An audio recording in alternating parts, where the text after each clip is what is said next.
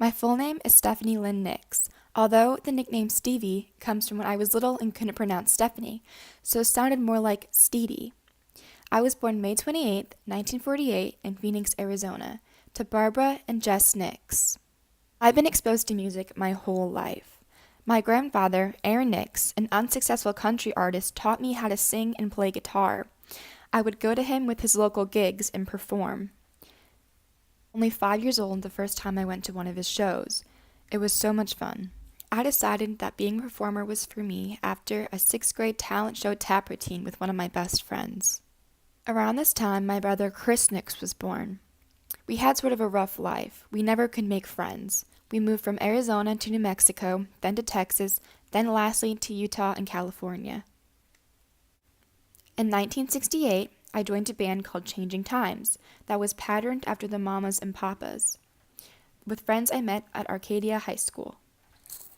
I was enrolled in Arcadia High School for about a year or two before my family packed up and moved to Palo Alto, California.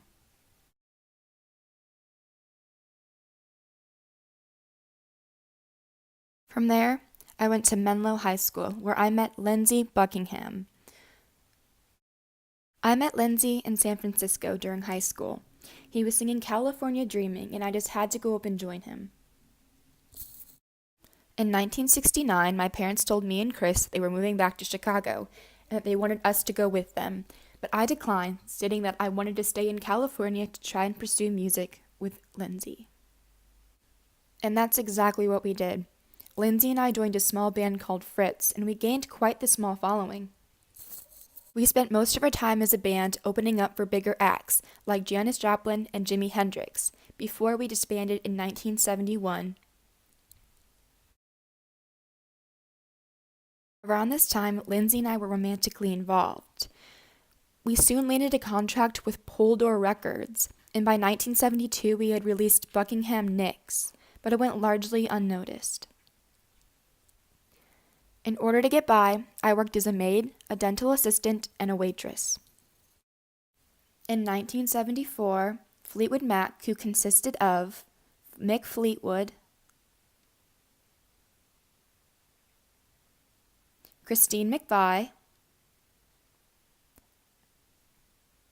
her husband, John McVie,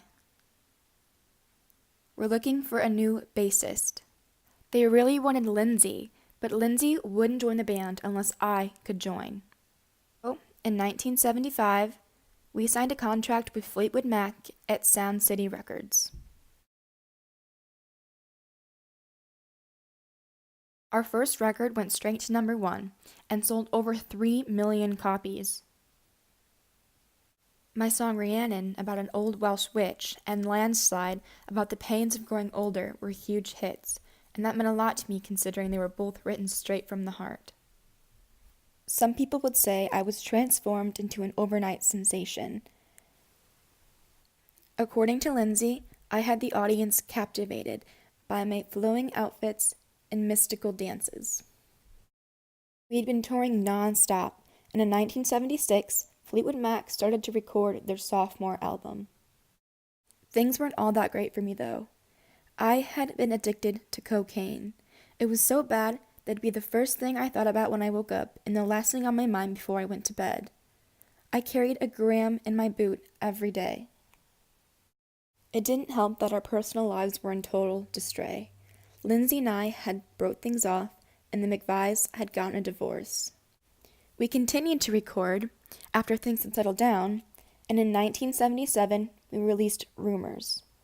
Rumors spent 31 weeks at number 1, and my hit song Dreams was inspired by the band's dissolving relationship.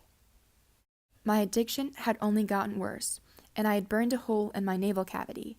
So in 1986, I checked myself into Betty Ford Clinic for a 28-day rehab program, which ended my addiction to cocaine. Before I had checked myself in, I had started working on my first solo album called Belladonna. I had to take a break from recording because my addiction got so bad, but once I got out, I felt so much better, and the album reached number 1. One of my personal favorites and fan favorites from Belladonna is Edge of 17. It was very successful. Besides Edge of 17 being one of my personal favorites, I got to work with the legend himself, Tom Petty, and his band, the Heartbreakers.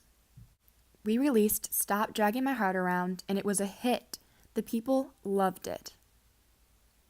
Around this time, I had started seeing a therapist, and he prescribed me with Klonopin, more commonly known as clonazepam, and it led to addiction.